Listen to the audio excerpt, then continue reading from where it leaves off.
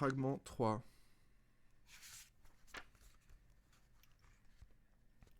Depuis que Freddy a publié contre le Léviathan, contre sa légende, tout un pan d'anarchistes et de projets anti-civilisation se sont mis à s'intéresser au sujet de la domestication. Dans la plupart des écrits venant de ce milieu, domestication et civilisation sont presque tautologiques.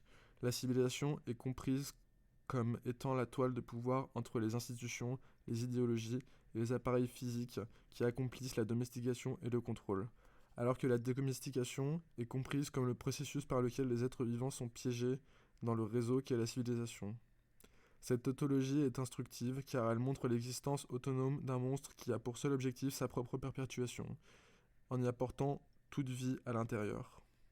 Freddy allait appeler un tel monstre un destructeur de monde. Alors que différentes tendances de l'anti-civilisation tendent à comprendre la domestication selon différents angles, elles occupent toujours une place centrale dans la pensée et la pratique de celles qui croient que la civilisation doit être détruite.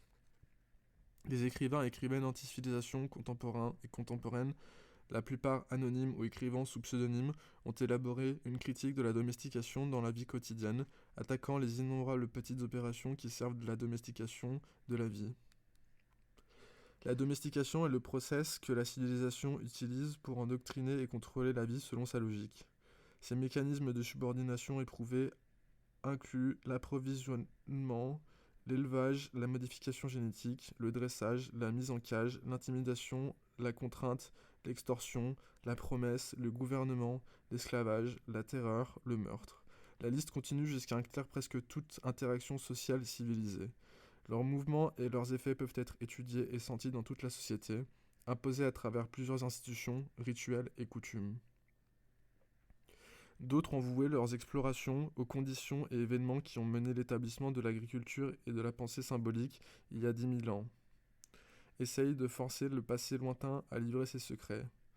Depuis ce point de vue, cette origine de la domestication a inauguré des millénaires de guerre, d'esclavage, de destruction écologique et d'annihilation des créatures vivantes.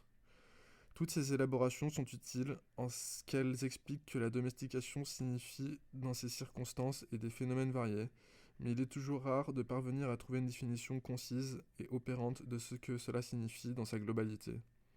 Si nous avons besoin d'une telle définition, nous pourrions dire assez simplement que la domestication est capture.